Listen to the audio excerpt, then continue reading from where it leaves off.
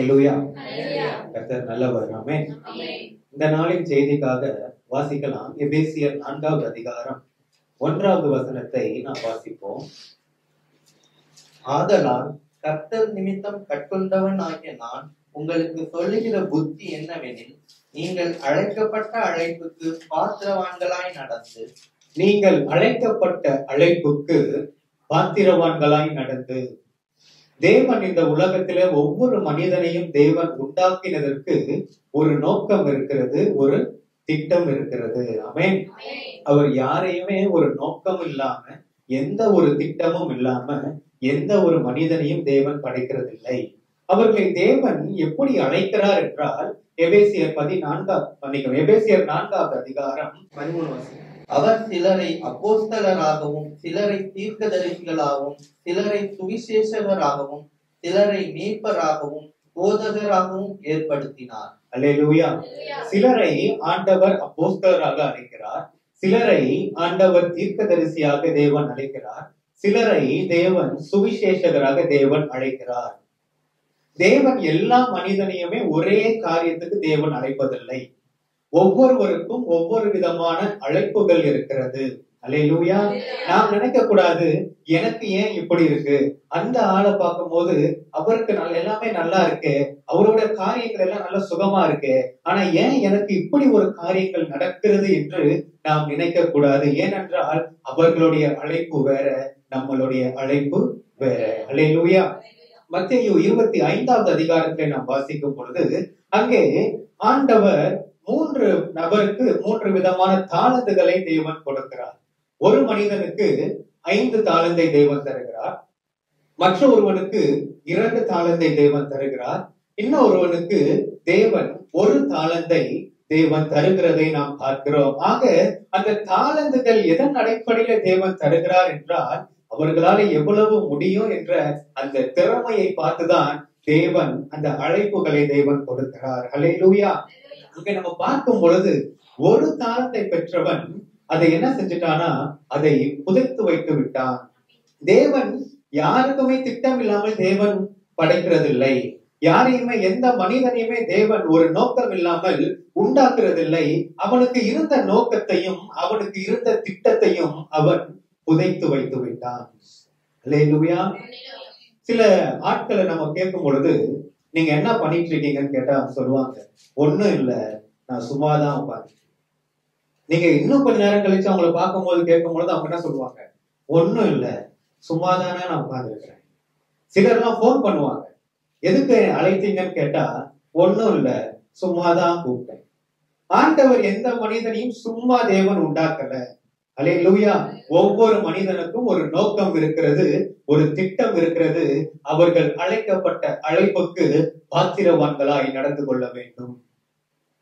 பழைய ஏற்பாடுல நாம் பார்க்கும் பொழுது, ஆதி மனிதனாகிய ஆதாமை குறித்து நாம் அங்கே பார்க்கிறோம்.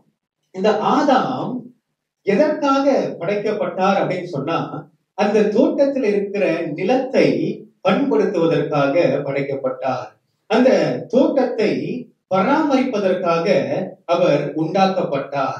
ஆனா ஒரு நாளிலே தேவன் அந்த தோட்டத்திலே அவர் உலாவிக் கொண்டு வரும் பொழுது, இந்த ஆதாமை அந்த தோட்டத்திலே காணவில்லை. வாசிப்போம். 3வது அதிகாரம் 9வது வசனம். அப்பொழுது தேவனாய கர்த்தர் ஆதாமை கூப்பிட்டு, நீ எங்கே இருக்கிறாய் என்றார். அப்பொழுது தேவனாகிய கர்த்தர் ஆதாமை கூப்பிட்டு, நீ எங்கே இருக்கிறாய் என்றார். ஆதாமே, நான் உன்னை உண்டாக்கினது இந்த தோட்டத்தின் நிலத்தை பண்படுத்துவதற்காக. நான் உன்னை தெரிந்து கொண்டது இந்த தோட்டத்தை பராமரிப்பதற்காக. ஆனால் இப்பொழுது நான் இந்த தோட்டத்திலே நான் உலாவிக் கொண்டிருக்கிறேன், உன்னை காணவில்லை, நீ எங்கே இருக்கிறாய்? அல்லேலூயா. தேவன் நம்மை ஒளித்துக் கொள்வதற்கு தேவன் நம்மை அழைக்கவில்லை. நாம் அழைக்கப்பட்ட அழைப்புக்கு நாம் பாத்திரவான்களாய் இருக்க வேண்டும். அல்லேலூயா. 2வது, அங்கே எலியா தீர்க்கதரிசியை குறித்து நாம் பார்க்கும் பொழுது, இந்த எலியா தீர்க்கதரிசி அவர் கர்த்தராலே வழிநடத்தப்படுகிற ஒரு மனுஷன்.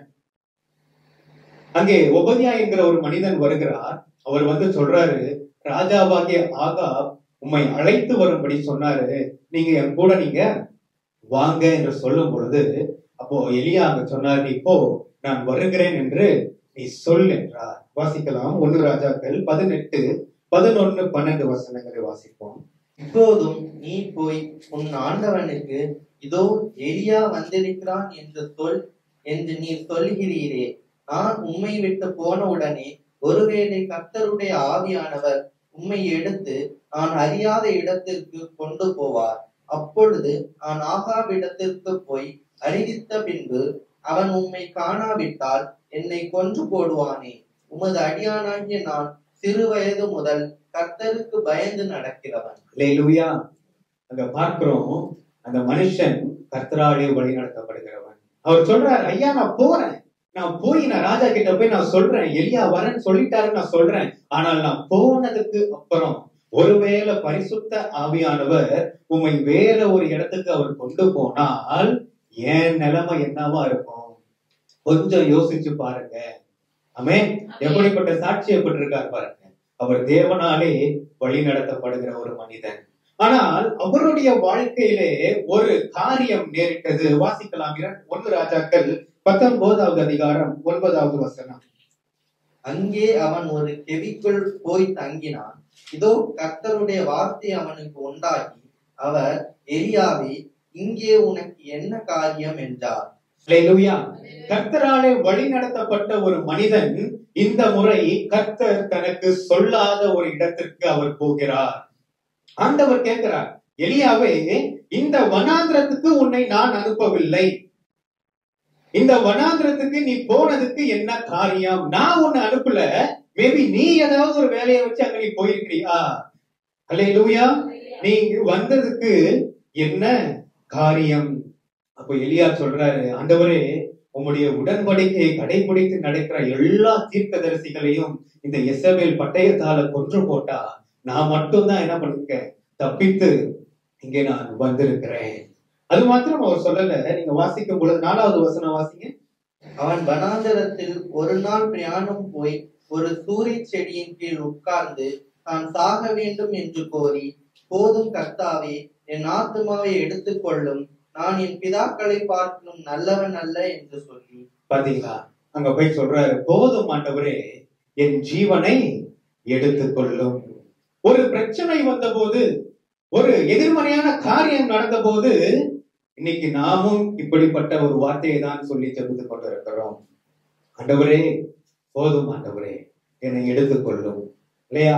இல்ல, இன்னும் சில உபத்திரவத்தின் மத்தியில நம்ம போகும் பொழுது, ஆண்டவரே நீ சீக்கிரமாய் வாரும் நம்ம சொல்றோம். ஆனா ஆண்டவருக்கு தெரியும் அவர் எப்போ வரணும்னு சொல்லி. அல்லேலூயா. ஆனா அந்த நேரத்துல நாம் அழைக்கப்பட்ட அழைப்பை நாம் உறுதியாய் பிடித்துக் கொண்டிருக்க வேண்டும். ஆமென். அங்க எலியா ஆண்டவர் சொல்றார், அந்த கெபியில இருந்து நீ இப்போ வெளியே வாப்பான்னு சொல்லி அங்க சில காரியங்களை தேவன் காண்பிக்கிறார். பர்வதங்கள் பிளக்கிறது, கண்மலைகள் பெரும் காற்றினாலே உடைக்கப்படுகிறது, பூமி அதிர்ச்சிகள் உண்டாகிறது, அக்கினி இறங்குகிறது, இது எல்லாம் நடக்கிறது. ஆனால் இதற்குள்ள ஆண்டவர் இல்லை. ஆண்டவர் இதற்கு பின்பாக மெல்லிய சத்தத்திலே ஆண்டவர் கேட்கிறார் திரும்ப, எலியாவே, உனக்கு இங்கே என்ன காரியம்? அல்லேலூயா. எசபேல் உன்னை அழிக்க நினைக்கலாம், சாத்தான் உன்னை கொன்று போட நினைக்கலாம், அவன் உன் வாழ்க்கையை அழித்து விட நினைக்கலாம். ஆனால் உன்னை அழைத்தவர் நான் உன்னை பிசாசினிடத்தில் நான் ஒப்புக் கொடுப்பதற்கு நான் உன்னை அழைக்கவில்லை. உன்னுடைய திட்டத்தை நீ நிறைவேற்ற வேண்டும். அல்லேலூயா. நீ எழுந்து போய் யெகூவை இஸ்ரவேலின் மேலே ராஜாவாக அபிஷேகம் பண்ணு. அல்லேலூயா. இப்ப முதலாவது நம்ம பார்த்தோம், நம்மை ஒழித்துக் கொள்வதற்காக தேவன் நம்மை அழைக்கவில்லை. இரண்டாவது, நம்மை சத்துருக்களிடத்துல ஒப்பு கொடுப்பதற்காக தேவன் நம்மை அழைக்கவில்லை. அல்லேலூயா. இன்னொரு காரியத்தை பார்க்கலாம். எஸ்தர் 4வது அதிகாரம் 13 14 வசனங்களை வாசிப்போம். மொர்தெகாய் எஸ்தருக்கு திரும்ப சொல்ல சொன்னது, நீ ராஜாவின் அரமனையில் இருக்கிறதினால் மற்ற யூதர் தப்பக்கூடாதிருக்க நீ தப்புவாய் என்று உன் மனதிலே நினைவு கொள்ளாதே. நீ இந்த காலத்திலே மௌனமாய் இருந்தால் யூதருக்கு சகாயமும் ரட்சிப்பும் வேறொரு இடத்திலிருந்து எழும்பும்.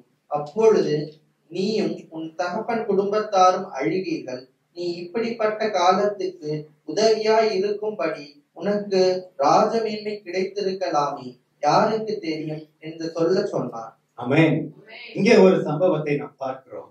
எஸ்தர் அந்த சூசான் அரண்மனைக்கு அவங்க ராணியாக வருகிறார்கள். அப்பொழுது அங்கு இருந்த யூத ஜனங்களுக்கு ஒரு பெரிய ஒரு இடுக்கல் வந்தது, ஒரு பெரிய ஒரு பாதகம் வந்தது. இந்த ஆமான் என்ன நினைச்சானா, இந்த யூத ஜனங்களை அழித்து விட வேண்டும் என்று அவன் ராஜாவின் கையிலே முத்திரையை போட்டு நிருபத்தை அனுப்பிவிட்டான். இந்த காரியத்தை அறிந்த மொர்தெகாய் முதல் விசை எஸ்தருக்கு ஒரு காரியத்தை சொல்லுகிறார். அதற்கு எஸ்தர் சொல்லுகிற பதில் என்ன தெரியுமா? ஒருவரும் அழைக்கப்படாமல் ராஜாவின் சமூகத்துக்கு யாரும் போக முடியாது. ராஜா, ஒருவேளை நான் போனால் அவர் தன்னுடைய பொற்செங்கோலை நீட்டினால் நான் பிழைத்தேன், இல்லை என்றால் நான் சாக வேண்டும். இந்த சட்டம் இந்த ஊரிலே இருக்கிறது, இது எல்லாரும் அறிந்த ஒரு காரியம் என்று அவள் சொல்லுகிறார். பாருங்க, தன்னுடைய இனத்தார் சாக போகிறார்கள், தன்னுடைய இன ஜனங்கள் மறிக்க போகிறார்கள்.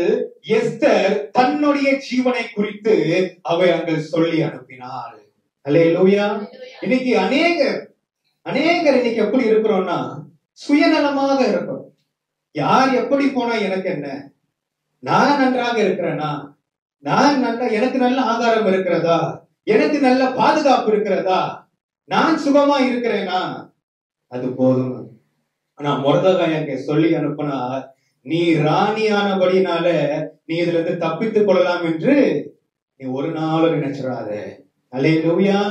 ஒருவேளை ஆண்டவர் வஸ்தியை தள்ளி உன்னை கொண்டு வந்தது இந்த நோக்கத்துக்காக இருக்குமே, நீ செய்யலனா கூட தம்முடைய ஜனத்துக்கு தேவன் எப்படி ரட்சிப்பை கொண்டு வந்துருவார். நீ சாகாதபடிக்கு எச்சரிக்கையாயிரு.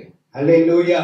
இதை கேட்டோன்னு எஸ்தருக்கு எப்படியும் சாக போறோம், எப்படியும் சாக போறோம், சரி நம்ம வந்த திட்டத்தையாவது நம்ம என்ன செஞ்சிருவோம். அல்லேலூயா. அப்போ அவங்க சொல்றாங்க, என்னுடைய தாதிமார்கள் கிட்ட எல்லாம் நான் என்ன சொல்றேன், உபவாசத்தை நான் அறிவித்து நான் செத்தாலும் நான் சாகிறேன், நான் ராஜாவின் சமூகத்துக்கு நான் போகிறேன் என்று அவர்கள் சொன்னார்கள். அல்லேலூயா. அங்கே பார்க்கிறோம், ஒரு பெரிய ஒரு விடுதலையை அந்த ஜனங்களுக்கு எஸ்தர் ராஜாத்தி வாங்கி கொடுத்தார்கள் என்று அங்கே நாம் பார்க்கிறோம். அல்லேலூயா. மரணம் என்பது எல்லாருக்குமே நியமிக்கப்பட்ட ஒரு காரியம். யாருக்குமே மரணம் இல்லை என்று நம்மால் சொல்ல முடியாது. மனிதர்களுக்கு நிச்சயிக்கப்பட்ட ஒரு காரியம் என்னது? மரணம். ஆனால் அந்த மரணத்தின் மத்தியிலும் நாம் அழைக்கப்பட்ட அழைப்புக்கு நாம் பாத்திரவான்களாய் நாம் நடந்து கொள்ள வேண்டும். ஆமென். நேற்று நம்ம பார்த்தோம், போப் பிரான்சிஸ் ஐயா அவர்கள் காணமானார்கள். எத்தனை ஜனக்கூட்டங்கள் இல்லையா? உலகத்துல மூத்த குடிமகன் யாரு? அமெரிக்கா அதிபர் ட்ரம்ப், அவர் வந்தார்.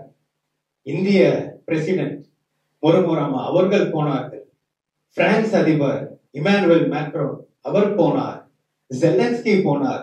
இப்படியாக 100 நாடுகளுக்கு மேலான தலைவர்கள் அவருடைய இறுதி சடங்கிலே அவர்கள் கலந்து கொண்டார்கள்.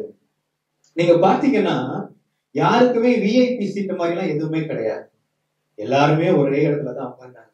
எல்லாருமே இந்த வெயில்ல தான் உட்கார்ந்துருந்தாங்க. நம்ம ட்ரம்ப் எல்லாம் கூட பார்த்தோம் இல்லையா? இது ஏன் தெரியுமா? அவர் தன்னுடைய அழைப்பிலே அவர் உறுதியாயிருந்தார். அல்லேலூயா. அவருடைய அழைப்பிலே அவர் உறுதியாயிருந்தார். தனக்கு வந்த எந்த போராட்டத்திலும், தனக்கு வந்த எந்த காரியத்திலும் அவர் பின்வாங்கி போகவில்லை. 77 வயதுல அவர் போப்பாய் அவர் அந்த பதவியை அவர் எடுத்துக்கொண்டார். 88 வயதிலே அவர் மரிக்கிறார். அந்த நேரம் வரையில அவர் தன்னுடைய வேலையை செய்யாமல் இருக்கவே இல்லை. அப்ப சொல்றாங்க, ஈஸ்டர் சர்வீஸ்க்கு அவர் எல்லா பங்கன்லயும் அவர் கலந்து கொண்டார். வயசு என்னங்க? 88 வயசு. இன்னைக்கு நம்ம யாராவது 88 வயசுல இங்க இருக்கிறோமா? அல்லேலூயா. 88 வயசுலயும் தன்னுடைய அழைப்பை, தன்னுடைய நோக்கத்தை அவர் விட்டுவிடவில்லை. ஆக தேவன் அவரை கனம் பண்ணுகிறார். அல்லேலூயா. ஆக தேவன் நம்மை எதற்காக தேவன் நம்மை அழைக்கிறார்? ஒரு 3 காரியங்களை குறித்து நாம் பார்க்கலாம். முதல் காரியம், தேவன் நம்மை சமாதானமாய் இருக்கும்படி அழைக்கிறார். தேவன் நம்மை சமாதானமாய் இருக்கும்படி அழைக்கிறார். வாசிக்கலாம். 1 கொரிந்தியர் 7வது அதிகாரம் 15வது வசனத்தை நாம் வாசிக்க கேட்போம். ஆகிலும் அவ்விசுவாசி பிரிந்து போனால் பிரிந்து போகட்டும். இப்படிப்பட்ட விஷயத்தில் சகோதரனாவது சகோதரியாவது அடிமைப்பட்டவர்கள் அல்ல, சமாதானமாய் இருக்கும்படிக்கு தேவன் நம்மை அழைத்திருக்கிறார். தேவன் சமாதானத்தை விரும்புகிறவர். ஆகையால்தான் அப்போஸ்தலனாகிய பவுல் கொரிந்தியருக்கு அவர் எழுதும் பொழுது 14வது அதிகாரம் 33வது வசனத்திலே தேவன் கலகத்துக்கு தேவனாய் இராமல் அவர் சமாதானத்துக்கு தேவனாய் இருக்கிறார் என்று அவர் அங்கே எழுதுகிறார். ஆக தேவன் தம்முடைய சபையை எதற்காக தேவன் அழைக்கிறார் அப்படின்னு சொன்னா, அவர்கள் சமாதானமாய் இருக்கும்படி அழைக்கிறார். அது மாத்திரமல்ல, அவர்கள் சமாதானம் பண்ணுகிறவர்களாய் இருக்கும்படியாகவும் அவர்களை தேவன் அழைக்கிறார். ஆமென். அப்போஸ்தலர் 9வது அதிகாரம் 31வது வசனத்தை வாசிப்போம். அப்பொழுது யூதேயா, கலிலேயா, சமாரியா நாடுகளில் எங்கும் சபைகள் சமாதானம் பெற்று பக்தி விருத்தி அடைந்து கர்த்தருக்கு பயப்படுகிற பயத்தோடும் பரிசுத்த ஆவியின் ஆறுதலோடும் நடந்து பெருகின. அப்பொழுது யூதேயா, கலிலேயா, சமாரியா நாடுகள் எங்கும் சபைகள் சமாதானம் பெற்று. அப்படின்னா அங்க என்ன இல்லாம இருந்துச்சுன்னா, ஒரு சமாதானம் அங்கே இல்லாமல் இருந்தது.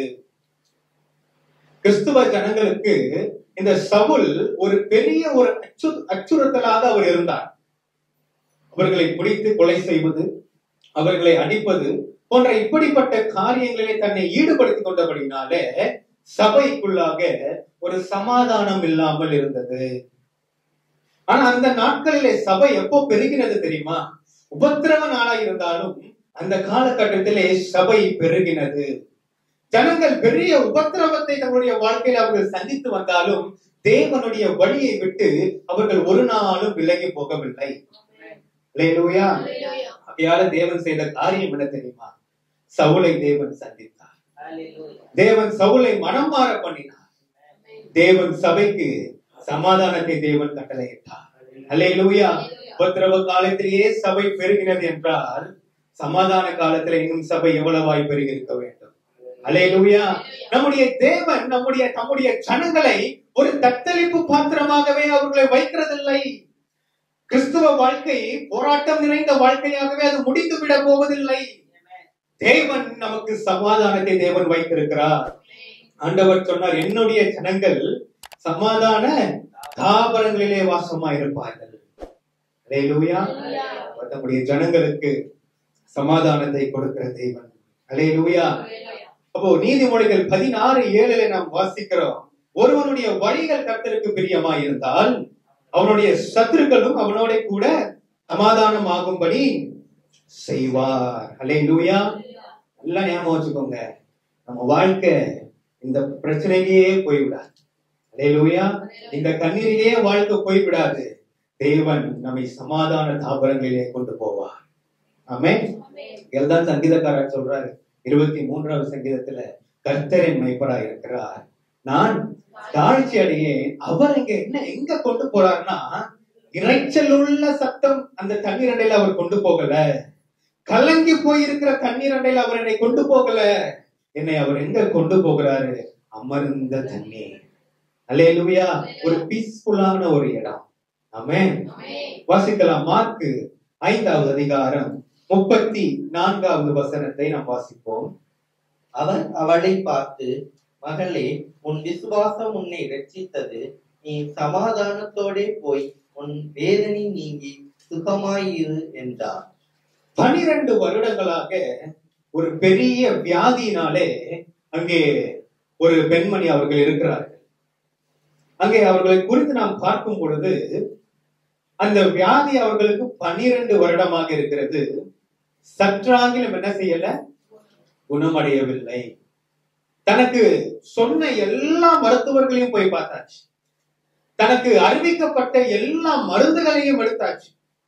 ஆனா இன்னும் சரீரத்துல என்ன வரலன்னா, கொஞ்சம் கூட என்ன வரல? சுகம் இல்லை.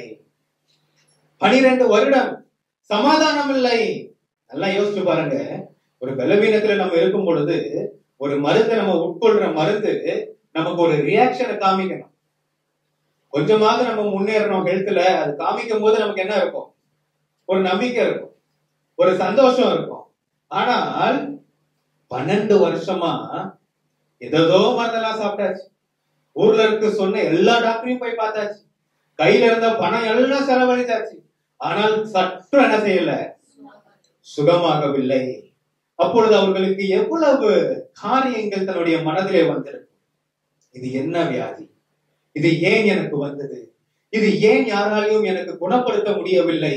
நான் எப்பொழுது நான் மறிக்க போகிறேன் என்ற ஒரு கலக்கம், என்ற ஒரு கவலை அவர்களை ஆழ்த்தி கொண்டே இருந்தது. ஒரு நாள் 2 நாள் இல்லைங்க, 1 மாசம் 2 மாசம் இல்ல, 12 வருஷம். அல்லேலூயா. 12 வருஷம் சமாதானம் இல்ல. இப்போ கேள்விப்படுறாங்க, இயேசுவை குறித்து கேள்விப்படுறாங்க. கேள்விப்பட்ட உடனே அவர்களுக்குள்ளாக ஒரு நம்பிக்கை வந்தது. அல்லேலூயா. அவர்களுக்குள்ளாக ஒரு நம்பிக்கை துளித்தது. அது எப்படிப்பட்ட நம்பிக்கை என்றால், நான் அவருடைய வஸ்திரத்தின் ஓரத்தை தொட்டாலாகிலும் நான் சொஸ்தமாகுவேன், நான் சுகமடைவேன். எப்படிப்பட்ட விசுவாசங்க! 12 வருஷம் என்னென்னமோ பார்த்தாச்சு, ஏதோ மருந்து மேலாம் நம்பிக்கை வச்சு எல்லாம் பண்ணியாச்சு, ஒண்ணும் நடக்கல. ஆனா இப்போ ஒரு விசுவாசம் வருது பாருங்க, அவருடைய வஸ்திரத்தை நான் தொட்டால் நான் சுகம் பெறுவேன். அல்லேலூயா. போறாங்க, இயேசுனுடைய வஸ்திரத்தை தொடுறாங்க, சுகத்தை பெற்றுக் கொண்டார்கள். அல்லேலூயா. அப்பொழுது அங்க இயேசு கேட்கிறாரு, வாசிங்க மார்க் 5:34 வாசிங்க. அவர் அவளை பார்த்து மகளே, உன் விசுவாசம் உன்னை ரட்சித்தது, நீ சமாதானத்தோடே போய் உன் வேதனை நீங்கி சுகமாயிரு என்றார். அல்லேலூயா. உன் விசுவாசம் உன்னை ரட்சித்தது, நீ சமாதானத்தோட போ, உன் வேதனை நீங்கி சுகமாயிரு. 12 வருஷம் நீ எங்கெங்கயோ போயிட்ட, சமாதானத்தை தேடி எங்கெங்கயோ போயிட்ட. ஆனா இப்போ நீ ஒரு வழியா என்னை கண்டுபிடிச்சு என்கிட்ட வந்துட்ட. நான் உன்னை சமாதானம் இல்லாம நான் உன்னை அனுப்ப போறது இல்ல, நீ சமாதானமாய் போ. அல்லேலூயா. நீ சமாதானத்தோட போ, உன் வேதனை நீங்கி சுகமாயிரு. ஆமென். இன்றைக்கு இந்த கால வேளையில நாமும் கூட ஒரு சமாதானத்தை தேடிக்கொண்டு இங்கும் அங்கும் அலைந்து கொண்டிருக்கலாம். இன்றைக்கு சிலர் ஆலயத்துல வந்திருக்கிற நீங்க கூட, எனக்கு ஒரு சமாதானம் கிடைக்காதா, எனக்கு ஒரு இளைப்பாறுதல் கிடைக்காதா, என் வாழ்க்கையில ஒரு மறுமலர்ச்சி தோன்றாதா என்று நீங்கள் இங்கே உட்கார்ந்து கொண்டிருக்கலாம்.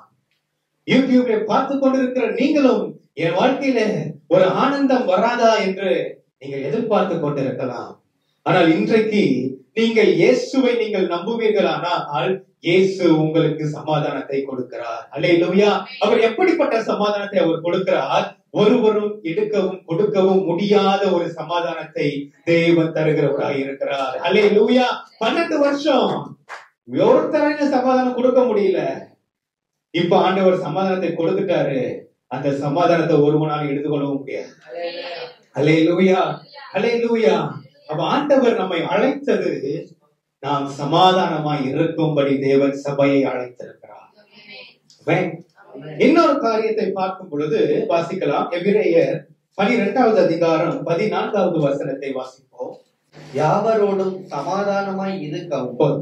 யாவரோடும் சமாதானமாய் இருக்கவும். தேவன் எதற்காக சபையை அழைக்கிறார்? எல்லா ஜனங்களோட எப்படி இருக்கணும்? சமாதானமாய் இருக்கணும். ஆகையால்தான் பவுல் ரோமருக்கு எழுத போது, கூடுமானால் எல்லாரோடும் சமாதானமாய் இருங்கள் என்று அவர் அங்கே எழுதுகிறார். சில ஆட்கள் எல்லாம் பாத்தீங்கன்னா எப்ப பார்த்தாலும் என்ன செஞ்சுட்டு இருப்பாங்க? சண்டை பிடிச்சுக்கிட்டே இருப்பாங்க.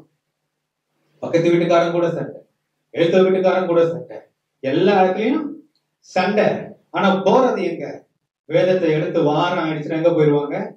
சர்ச்சுக்கு போயிருவாங்க, ஆலயத்துக்கு போயிருவாங்க. கேட்டா நாங்க தேவனுடைய பிள்ளைகள். யார் தேவனுடைய பிள்ளைகள் தெரியுமா? வாசிங்க மத்தேயு 5வது அதிகாரம் 9வது வசனம். சமாதானம் பண்ணுகிறவர்கள் பாக்கியவான்கள், அவர்கள் தேவனுடைய புத்திரர் எனப்படுவார்கள். சமாதானம் பண்ணுகிறவர்கள் தான் யாரு? பாக்கியவான்கள். அவர்கள் தான் யாருன்னு கேட்டீங்கன்னா தேவனுடைய புத்திரரா இருக்கிறார்கள். அதாவது அவர்கள் தான் தேவனுடைய பிள்ளைகளா இருக்கிறார்கள். இப்ப யார் தேவனுடைய பிள்ளைகள்னா சமாதானத்தை விரும்புகிறவர்கள். நம்மை தேவன் குடும்பத்திலே கொண்டு வந்தது சமாதானத்தை நிலைநாட்டுவதற்காக. தேவன் உங்களை ஒரு இடத்துல கொண்டு வந்தது சமாதானத்தை அந்த பகுதியிலே கொண்டு வரும்படியாக. ஆமென். சில ஆட்கள் உங்களை எதிர்த்து சண்டைக்கு வந்தா கூட நம்ம மூஞ்ச பார்த்தோம் அவனுக்குள்ள என்ன வந்துடணும்? சமாதானம் இறங்கிறோம். அல்லேலூயா. அவன் நம்ம கிட்ட எதிர்த்து பேசவே கூடாது. அப்போ நம்ம யாரோட நம்ம இருக்கணும்?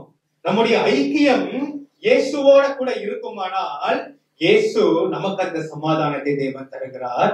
நாம் எந்த சூழ்நிலையிலும் சமாதானமாய் இருக்கும்படி தேவன் நமக்கு உதவி செய்கிறார். அல்லேலூயா. முதலாவது தேவன் நம்மை அழைத்தது நாம் சமாதானமாய் இருப்பதற்காகவும் நாம் சமாதானம் பண்ணுகிறவர்களா இருக்கும்படியாகவும் தேவன் நம்மை அழைத்திருக்கிறார். இரண்டாவது ஒரு காரியம், தேவன் எதற்காக நம்மை அழைத்தார்? தேவன் நம்மை பரிசுத்தமாய் வாழ்வதற்காக அழைத்திருக்கிறார். தேவன் நம்மை பரிசுத்தமாய் வாழ்வதற்காக அழைத்திருக்கிறார். வாசிக்கலாம். 1 தெசலோனிக்கேயர் 4வது அதிகாரம் 7வது வசனத்தை வாசிப்போம். தேவன் நம்மை அசுத்தத்திற்கல்ல பரிசுத்தத்திற்கே அழைத்திருக்கிறார். ஆமென். தேவன் நம்மை அசுத்தத்திற்காக தேவன் நம்மை அழைக்கவில்லை.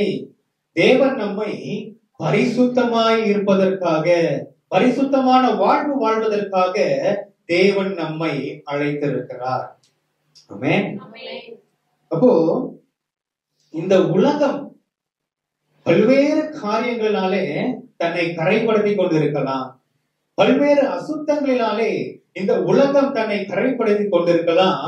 ஆனால் தேவன் உங்களையும் என்னையும் அழைத்ததற்கு ஒரு நோக்கம் இருக்கிறது, பரிசுத்தமாய் வாழ்வது. அல்லேலூயா. நாம் பரிசுத்தமாய் நாம் வாழ வேண்டும் என்று சொன்னால் நம்ம என்ன செய்யணும்? தீமையான காரியங்களை விட்டு விலக வேண்டும். வாசிப்போம். 1 தீமோத்தேயு 6வது அதிகாரம் 9, 10, 11 வசனங்கள். ஐஸ்வர்யவான்களாக விரும்புகிறவர்கள் சோதனையிலும் கண்ணியிலும் மனுஷரை கேட்டிலும் அழிவிலும் அமிழ்த்துகிற மதிகேடும் சேதமுமான பலவித இச்சைகளிலும் விழுகிறார்கள். பண ஆசை எல்லா தீமைக்கும் வேறாயிருக்கிறது. சிலர் அதை இச்சித்து விசுவாசத்தை விட்டு வழுவி அநேக வேதனைகளாலே தங்களை உருவ குத்திக் கொண்டிருக்கிறார்கள். நீயோ தேவனுடைய மனுஷனே, இவைகளை விட்டோடி நீதியையும் தேவ பக்தியையும் விசுவாசத்தையும் அன்பையும் பொறுமையையும் சாந்த குணத்தையும் அடையும்படி நாடு. அங்கே பவுல் தீமோத்தேயுவுக்கு ஒரு காரியத்தை அவர் சொல்றார். ஐஸ்வர்யவானாய் ஆக வேண்டும் என்று பிரயாசப்படுகிறவன் பலவிதமான இச்சைகளை அவன் சிக்கிக் கொள்கிறான். பண ஆசை எல்லா தீமைக்கும் வேறா இருக்கிறது சொல்றாரு. நீயோ இவைகளை விட்டு விலகியது. அப்போ ஒரு மனுஷனை கரைப்படுத்துகிறது பண ஆசை. பணம் தேவை, ஆனால் பண ஆசை நமக்குள்ள இருக்கக்கூடாது. ஏன்னா ஒரு மனுஷனை அது எங்க கொண்டு போயிடும்னா அது ஒரு பெரிய அழிவுக்கு நேராக அது கொண்டு போகிறதா இருக்கிறது. லூக்கா 19வது அதிகாரத்திலே அங்கே ஒரு காரியத்தை நாம் பார்க்கிறோம். சகேயு என்கிறதான ஒரு ஆயக்காரன் அங்கே இருக்கிறான். அந்த சகேயு ரொம்ப குள்ளமான ஒரு மனிதன். ஆகையினால இயேசுவானவர் எரிகோவுக்கு வருகிறதை அவர் கேள்விப்பட்டு எப்படியாவது இந்த இயேசுவை பார்த்து விட வேண்டும் என்று அவருக்குள்ள ஒரு ஆசை. அல்லேலூயா. அப்போ அவர் தனக்குள்ளமா இருக்கிறாரு, ஜனக்கூட்டம் மிகுதியா இருக்கிறது. அப்ப எப்படி பார்க்கலாம் நினைக்கும் பொழுது அங்கே ஒரு மரத்தின் மேலே அவர் ஏறி இயேசுவை பார்ப்பதற்கு அவர் முயற்சிக்கிறார். அப்போ அந்த வழியா இயேசு வந்து அங்கே அவன் பக்கத்துல நின்று, சகேயுவே நீ இறங்கி வா, இன்றைக்கு நான் வீட்டிலே நான் தங்குவேன் என்று ஆண்டவர் சொல்லுகிறார். அல்லேலூயா. அதை கேட்ட ஜனம் இருக்குல்ல, அவங்க என்ன சொன்னாங்க தெரியுமா? வாசிப்போம். அதை கண்ட யாவரும் இவர் பாவியான மனுஷனிடத்தில் தங்கும்படி போனார் என்று முறுமுறுத்தார். இவர் பாவியான மனுஷனிடத்திலே தங்கும்படி போனார். சகேயுவுக்கு ஜனங்க ஒரு பேரே வச்சிட்டாங்க. என்ன பேரு? பாவியான மனுஷன். ஏன் தெரியுமா? அந்த காலத்துல ரோமர்கள் ஆளுகிற அந்த மாநிலத்துல இந்த ஆயக்காரர் வேலைக்கு வரணும் அப்படின்னு சொன்னா, அந்த வேலை அவர்களுக்கு கிடைக்கணும்னு சொன்னா அவர்கள் ஒரு பெரிய தொகையை ரோம அரசாங்கத்துக்கு கட்டணும். அப்பதான் அவங்களுக்கு அந்த வேலை கிடைக்கும். ஆனா ரோமர் ஆயக்காரர்களுக்கு என்ன தர மாட்டாங்க, சம்பளம் அவங்களுக்கு கிடையாது. அப்போ சம்பளம் இல்லாத வேலைக்கு எதுக்கு ஒருத்தன் அதிக காசு கொடுத்து அந்த வேலையை வாங்கணும் அப்படின்னா, அவன் எவ்வளவு வேணாலும் ஜனங்கள் கிட்ட என்ன செஞ்சுக்கலாம், வரி வசூலிச்சுக்கலாம். No limit. அவனுக்கு என்ன தோணுதோ அத வாங்கிக்கலாம், வரியா வாங்கிக்கலாம். ஆனால் அதே சமயம் அவன் ரோமர் அரசாங்கத்துக்கு அவன் ஒரு அளவுகோல் தான் இருக்கும். அந்த பெர்சன்டேஜ் தான் அவன் என்ன செய்ய போறாங்க, அங்கே அவர்கள் கட்ட போறார்கள். மீதம் இருக்கிற காசெல்லாம் யாருக்கு தான், சகைவுக்கு தான். இப்ப இந்த ஜனங்கள் முறுமுறுக்கிறாங்க, இவன் பாவியான மனுஷன். ஒரு பெண்மணியை பார்த்தோம், பாவியான ஸ்ரீ. அவங்க என்ன செஞ்சாங்க, தேவனுடைய பாதத்திலே அந்த தைலத்தை அவர்கள் உடைத்தார். அவங்க பாவியான ஸ்திரீ, ஆனால் தேவன் அவர்களை பரிசுத்தமாய் மாற்றினார். அல்லேலூயா. சகையு பாவியான மனுஷனாக இருக்கலாம், ஆனால் இயேசுவிடத்துல வந்தா பரிசுத்தமாய் மாறிவிடுவார். அல்லேலூயா. ஆண்டவராக இயேசு கிட்ட ஒரு பெண்ணை கையும் களவுமாய் கொண்டு வந்தாங்க. அப்போ இயேசு சொன்னாரு, உங்களில் எவன் பாவம் செய்யவில்லையோ அவன் முதலாவது கல்லை எறிய கடவன். எல்லாரும் கல்ல போட்டு போயிட்டான். அப்ப எல்லாரும் யாருதான், பாவிதான். அதிலதான் தாவீது சொல்கிறார், என் தாய் என்னை பாவத்திலே கற்பந்தளித்தார், ஆனால் நீர் என்னை பரிசுத்தப்படுத்துகிறது. அல்லேலூயா. இயேசு சகேவு கிட்ட சொல்றாரு, இன்னைக்கு நான் வீட்டுல நான் தங்க போறேன்ப்பா சொன்னோன்ன சகேவுக்குள்ள ஒரு பெரிய சந்தோஷம், ஒரு பெரிய மகிழ்ச்சி. என்ன சொன்னா தெரியுமா ஆண்டவர் கிட்ட, ஆண்டவரே என்னுடைய சம்பாத்தியம், என்னுடைய சொத்துல பாதிய நான் ஏழைகளுக்கு நான் கொடுத்து விடுகிறேன். நான் யாரிடத்திலாவது நான் அநியாயமாய் நான் வாங்கியிருந்தால் நான் நாளத்தனையாய் நான் திரும்ப கொடுத்து விடுகிறேன். அல்லேலூயா. ஆண்டவர் அதை பார்த்து ஆண்டவர் சொன்னாரு, அவனுடைய மனதை தேவன் பார்க்கிறார். இது ஏதோ ஒரு அவனுக்கு ஒரு பூரிப்புல சொன்னது இல்லை. இயேசு வருகிறார் என்று அவன் கேட்டவனே அவனுடைய இருதயத்தில் அவன் மனஸ்தாபப்பட்டான். தன்னுடைய பாவங்களை குறித்து அவன் தேவனிடத்திலே அவன் அறிக்கையிட்டான். தேவன் அவனுடைய அந்த மனதை தேவன் பார்த்து சொன்னாரு, இன்றைக்கு இந்த வீட்டிலே ரட்சிப்பு வந்தது. அல்லேலூயா. இன்றைக்கு இந்த வீட்டிலே ரட்சிப்பு வந்தது. அல்லேலூயா. அப்போ பாவம் நம்முடைய வாழ்க்கையை விட்டு விலக வேண்டுமானால் நமக்குள்ள இயேசு வரணும். சிம்பிள். பாவம் நம்மளை விட்டு வெளியே போகணும்னா நமக்குள்ள யார் வரணும், இயேசு வரணும். இயேசு வந்துட்டாருன்னா வசனம் சொல்றது, பரிசுத்தம் இல்லாமல் ஒருவனும் தேவனை தரிசிப்பதில்லை. நான் பரிசுத்தராய் இருக்கிறது போல நீங்களும் பரிசுத்தராய் இருங்கள். அல்லேலூயா. 2 எஜமான்களுக்கு ஒருவனால் என்ன செய்ய முடியாது, ஊழியம் செய்ய முடியாது. அப்ப இன்றைக்கு நாம் எல்லாருமே நாம் பாவிகள் தான். ஆனால் நம் எல்லாரையும் தேவன் தம்முடைய விலையேற பெற்ற ரத்தத்தை சிந்தி அவர் சபையை சம்பாதித்திருக்கிறார். அவர் தம்முடைய சபையை அவர் அழைத்திருக்கிறார். எதற்கென்றால் அசுத்தமாய் வாழ்வதற்காக இல்லைங்க, பரிசுத்தமாய் வாழ்வதற்காக. அல்லேலூயா. அவர் பரிசுத்தம் உள்ள தெய்வம்.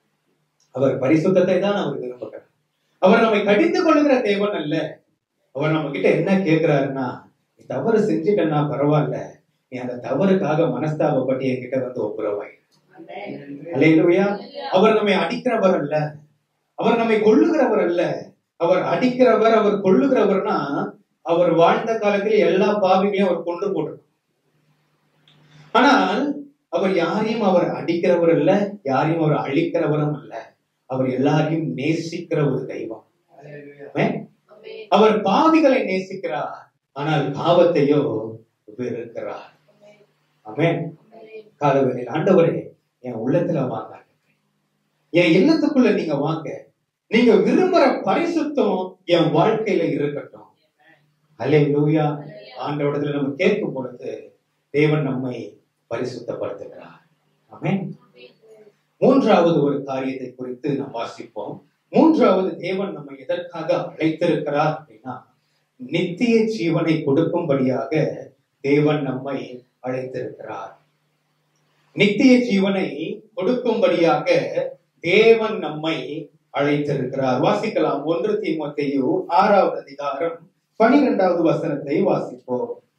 விசுவாசத்தின் நல்ல போராட்டத்தை போராடு, நித்திய ஜீவனை பற்றிக்கொள், அதற்காகவே நீ அழைக்கப்பட்டாய், அநேக சாட்சிகளுக்கு முன்பாக நல்ல அறிக்கை பண்ணினவனுமாய் இருக்கிறாய். விசுவாசத்தினாலே நித்திய ஜீவனை பற்றி கொண்டு இருக்க வேண்டும். இன்னைக்கு நம்ம எதையோ பற்றி பிடிச்சுட்டு இருக்கோம். சில காரியங்கள் எல்லாம் பற்றி பிடிச்சுக்கிட்டு விட முடியாம தவிச்சு கொண்டிருக்கோம்.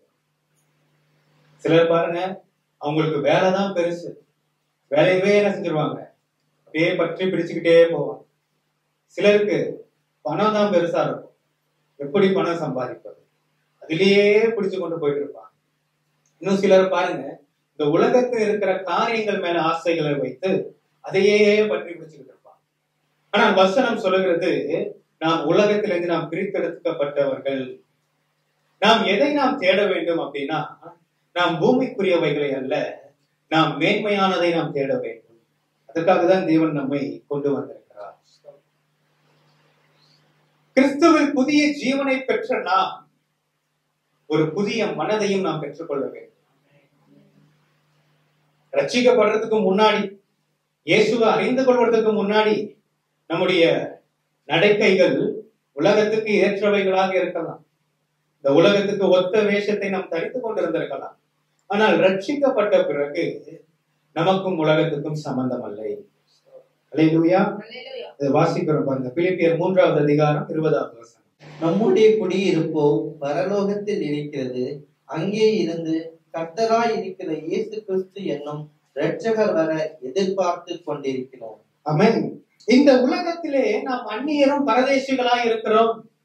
இந்த உலகம் நம்முடைய குடியுரிமை அல்ல, நம்மளுடைய குடி உரிமை பரலோகம்.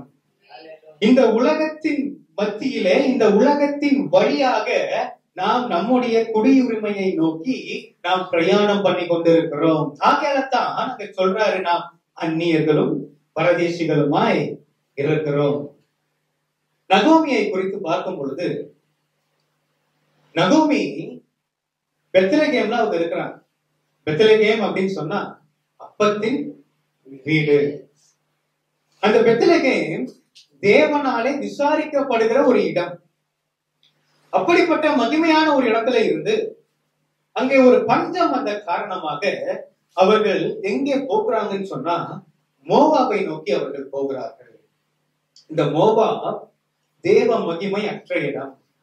அது தீமையான காரியங்களினாலும் அசுத்தங்களினாலும் நிறைந்து காணப்படுகிற ஒரு இடம் இந்த மோவாப். இந்த மோவாபுக்கு அவர்கள் போனார்கள். போயிட்டு அங்கிருந்து அவங்க திரும்பி வராங்க. வரும்பொழுது எல்லாரும் அவர்களை நகோமி அல்லவா, நகோமி அல்லவான்னு சொல்றாங்க. அவங்க சொல்றாங்க, என்னை நகோமின்னு என்னை கூப்பிடாதீங்க, என்னை மாறா என்று அழைங்க. நகோமி என்றால் இன்பமானவள் என்று பொருள், மாறா என்றால் கசப்பானவள் என்று பொருள். சொல்றாங்க, என்னை இன்பமானவள் சொல்லாத, என் வாழ்க்கை கசப்பாக மாறினது. காரணம் என்ன? நீதிமொழிகள் 23வது அதிகாரம் 31, 32 வசனங்களை வாசிப்போம். மதுபானம் இரத்த வர்ணமாய் இருந்து பாத்திரத்தில் பளபளப்பாய் தோன்றும் போது நீ அதை பாராதே, அது மெதுவாய் இறங்கும். முடிவிலே அது பாம்பை போல் கடிக்கும், விரியனை போல் தீண்டும். அல்லேலூயா. சாலமோன் ஞானி அங்கே அழகா எழுதுகிறார், மதுபானம் அது பாத்திரத்துல இது ரத்த வர்ணமா இருக்கும் பொழுது அதை பார்க்காத, அதை இச்சிக்காத. இந்த உலகம் பல பல இச்சைகளினாலே நம்மளை கவரக்கூடியதாக இருக்கும்.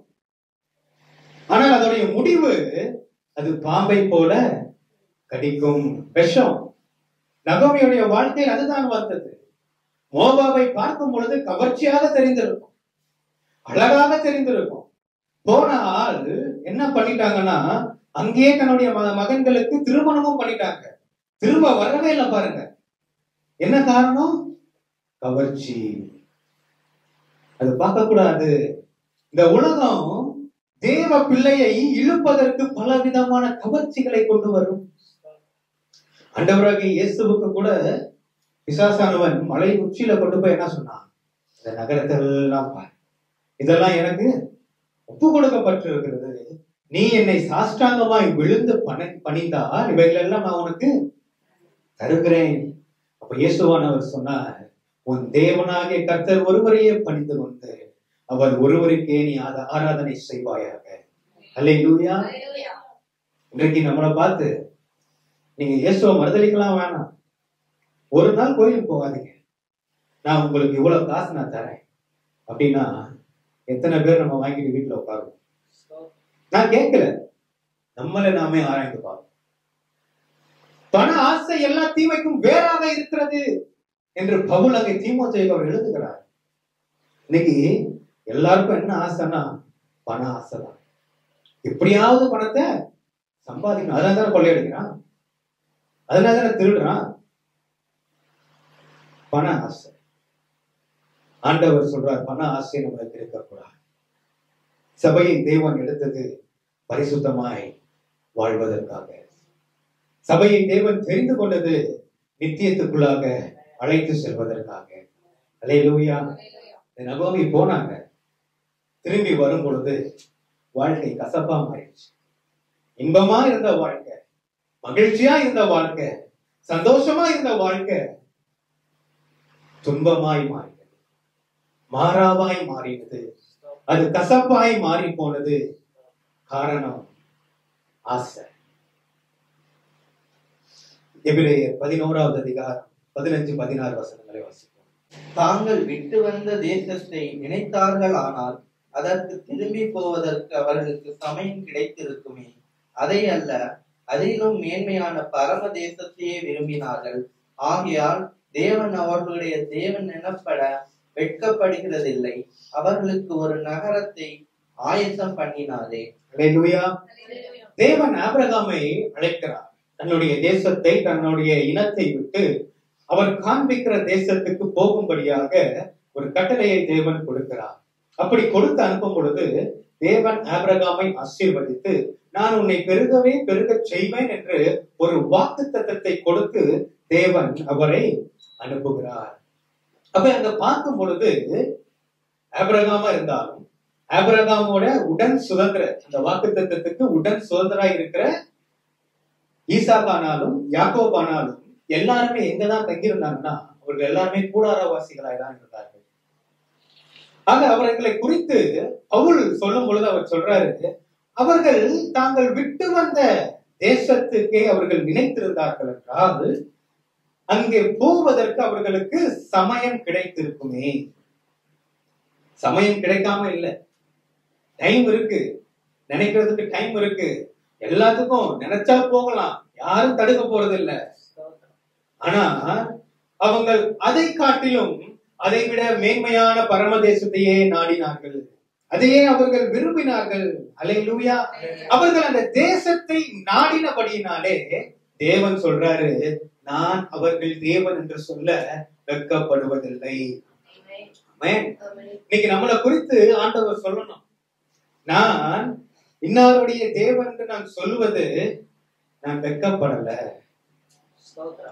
இன்னைக்கு நம்ம வெட்கப்படுறோம். நான் சர்ச்சுக்கு நான் வரவேனா, நான் சர்ச்சுக்கு நான் போவேன், எனக்கு நீங்க லீவ் கொடுங்கன்னு கேட்க வெட்கப்படுறோம். இயேசுவை குறித்து பேசுவதற்கு வெட்கப்படுகிறோம். இவங்க என்னமோ நினைச்சிருவாங்க. யார் என்ன நினைச்சாங்க? நமக்கு ஜீவனை கொடுத்திருக்கிறார், நம்மளை வாழ வைத்திருக்கிறார். அல்லேலூயா. அவர்களுடைய தேவன் என்று சொல்வதற்கு நான் வெட்கப்படவில்லை.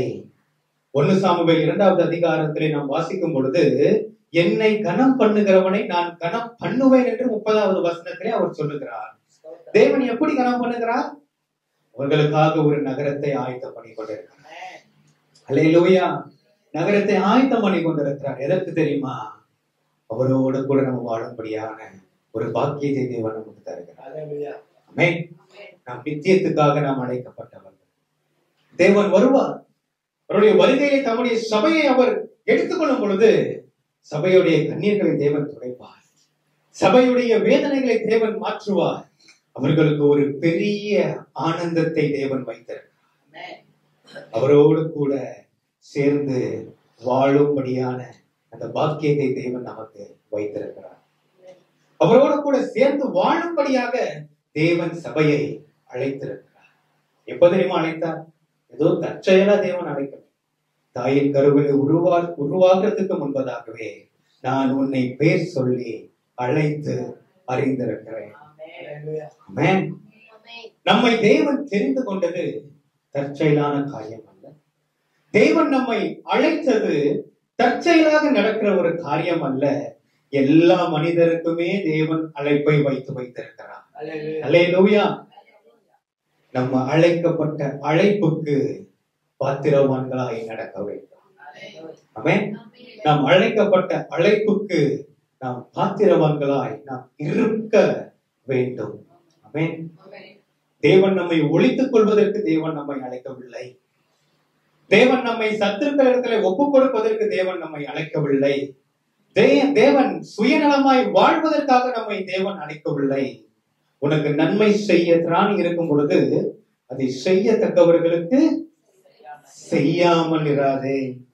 ஆண்டவராக இயேசு சொல்றார், வஸ்திரம் இல்லாமல் இருந்தேன், நீங்க எனக்கு வஸ்திரம் கொடுத்தீங்க. ஆகாரம் இல்லாமல் இருந்தேன், நீங்க எனக்கு ஆகாரம் கொடுத்தீங்க. வியாதியாக இருந்தேன், நீங்க வந்து பார்த்தீங்க. இப்ப ஜனங்கள்லாம் கேக்குறாங்க, ஆண்டவரே இதெல்லாம் நாங்க எப்பவுமே அப்படி நாங்கள் கண்டோம். ஆண்டவர் சொல்றாரு, இந்த சிறியரில் நீங்கள் ஒருவருக்கு எதை செய்கிறீர்களோ அதை எனக்கே செய்ய கடவுள். ஆமென். சுயநலமா வாழ்வதற்கு சபையை தேவன் அழைக்கிறாங்க. நம்மளால முடிந்த உதவிகளை நாம் ஜனங்களுக்கு நாம் செய்ய வேண்டும். ஆமென். அடுத்து நாம் சமாதானமாய் இருக்கும்படி தேவன் நம்மை அழைத்தார். நாம் சமாதானம் பண்ணுகிறவர்களாய் இருக்கும்படி தேவன் நம்மை அழைத்தார். நாம் பரிசுத்தமாய் வாழ்வதற்காக தேவன் நம்மை இந்த உலகத்திலிருந்து பிரித்தெடுத்திருக்கிறார். நாம் நித்தியத்துக்குள்ளாக பிரவேசிக்கிறவர்களாய் காணப்படும்படியாக தேவன் நம்மை அழைத்திருக்கிறார். அல்லேலூயா. ஆக நம்மளுடைய அழைப்பிலே நாம் தொடர்ந்து நாம் நிலை நிற்போம். அழைப்புக்கு பாத்திரவான்களாய் இருப்போம். முடிவு வரை நம்மை நடத்துவார். அவர் நம்மை நிச்சயம் நம்மை வழி நடத்துகிற தேவன். அவர் நம்மை ஆசீர்வதிக்கிற தேவன். அல்லேலூயா. அப்படி எழுவோம்.